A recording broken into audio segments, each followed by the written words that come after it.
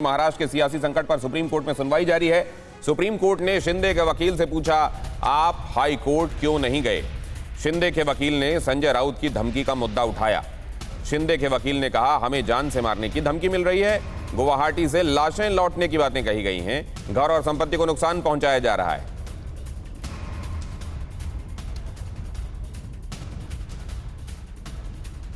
उधर घर और संपत्ति को नुकसान पहुंचाया जा रहा है। शिंदे गुट ने यह बात कही है। हमारे साथ 39 विधायक हैं। यह भी दावा किया है शिंदे गुट ने, हमारी बात नहीं सुनी जा रही है। शिंदे गुट ने कहा है, हमने डिप्टी स्पीकर को हटाने का प्रस्ताव दिया था, डिप्टी स्पीकर को हटाने का प्रस्ताव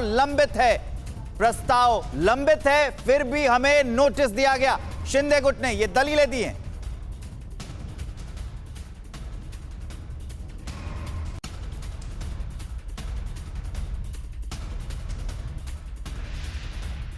डिप्टी स्पीकर का नोटिस गैर कानूनी है और इस मामले में आर्टिकल 179 का जिक्र करते हुए कहा गया कि जिस स्पीकर के संदर्भ में 10 या ज्यादा विधायक पहले ही उसके खिलाफ अविश्वास का नोटिस दे चुके हों, उसकी तरफ से ये कहा जाना कि विधायक अयोग्य हैं, ये ठीक नहीं है। आर्टिकल 179 के तहत सदन के 10 या उससे ज्यादा सदस्यों ने हटाने की सिफारिश जब या मांग की हो अगर, तो फिर 10वीं अनुसूची के तहत अयोग्य करार देने की प्रक्रिया की शुरुआत ऐसे स्पीकर या डेप्यूटी स्पीकर नहीं कर सकते।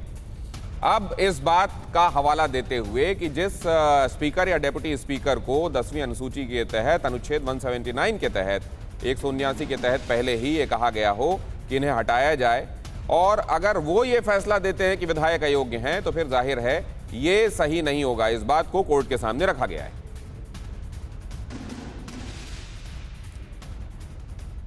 अभिषेक उपाध्याय मुंबई से और सुप्रीम कोर्ट से यहाँ कुमार कुंदन और ज्यादा अपडेट लेकर हमारे साथ जुड़ रहे हैं। सुप्रीम कोर्ट में चल रही सुनवाई को महाराष्ट्र में कितनी दिलचस्पी से देखा जा रहा है, पहले तो जरा ये समझ लें अभिषेक से। अभिषेक,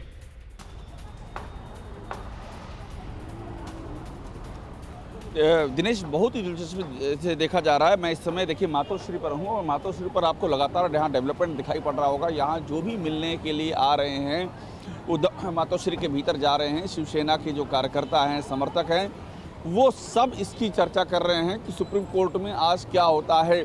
शिवसेना की पूरी निगाहें इस पर लगी हुई हैं, विपक्षी खेमे की निगाहें लगी हुई हैं और सारा जो प्रोसेस है वो यहाँ पर रुका हुआ है कि सुप्रीम कोर्ट क्या डायरेक्शन था। पूरी रणनीति, जैसे कि हमने पहले भी कहा कि प्लान ए भी तैयार है, प्लान बी भी तैयार है, लेकिन ये सब इस पर होगा, डिपेंड करेगा सुप्रीम कोर्ट क्या आदेश देता है। तो आप यूँ समझ लीजिए कि एक जो ये बंद दरवाज़ा है यहाँ के सियासी रोमांच का, वो सुप्रीम कोर्ट के आदेश के बाद ही खुलेगा।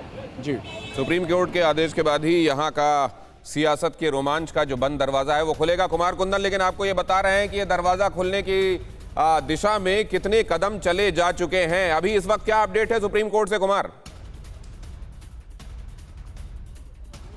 देखिए, शिंदे गुट के जो वकील हैं कौल साहब, वो नियम बता रहे हैं और स्पीकर को बता रहे हैं कि स्पीकर के पास विधायकों की अयोग्यता फैसला करते समय सभी सदस्यों का समर्थन होना चाहिए, तभी वो फैसला कर सकते हैं। लेकिन वो खुद स्पीकर हैं जो कि अविश्वास के दायरे में हैं।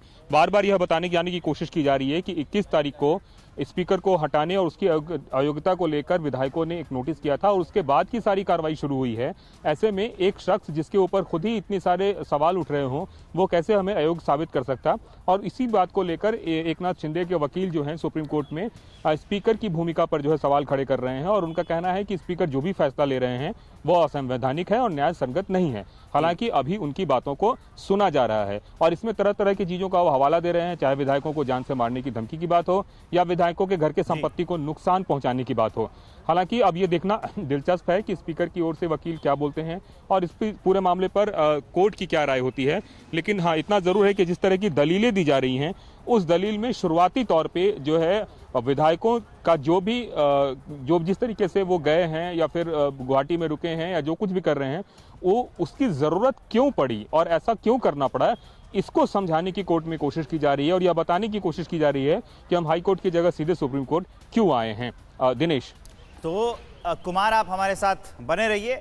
हम दर्शकों को बताते हैं कि सुप्रीम कोर्ट में जो सुनवाई चल रही है उसमें बागी विधायकों की दलील क्या क्या है, वो क्या कह रहे हैं, वो डिटेल आपको बताएं। मामला गंभीर है, इसलिए सुप्रीम कोर्ट आए, क्योंकि कोर्ट ने पूछा था कि आप मामले को लेकर हाई कोर्ट क्यों नहीं गए, तो उन्होंने कहा कि मामले की गंभीरता को देखते हुए वो सुप्रीम कोर्ट आए थे। विधायकों को धमकियां मिल रही हैं, ये बात कही गई। वहां संजय राउत की ओर से कहा गया था, तो उसको उन्होंने कहा कि धमकियां मिल रही, इसलिए हम सीधा सुप्रीम कोर्ट आए। उनका रुख किया, जान से मारने की धमकियां दी जा रही है, लाशें लौटेंगी ये बात कही जा रही थी, उसको भी उन्होंने पेश किया। लाशें लौटाने की बातें कही जा रही हैं, ये दलील दी गई है विधायकों की ओर से सुप्रीम कोर्ट में कि इसलिए वो यहां आए हैं। सरकार पर अल्पमत वालों का कब्जा है, साफ कह रहे हैं बागी विधायक कि उनके पास बहुमत है, उनके गुट के पास सरकार में अल्पमत का कब्जा है। डिप्टी स्पीकर का नोटिस गैर कानूनी है, कोर्ट चाहे तो फ्लोर टेस्ट करा सकती है, सुप्रीम कोर्ट आने से कानून नहीं रोक सकता है। ये सारी दलीलें दी गई हैं सुप्रीम कोर्ट में बागी विधायकों की ओर से।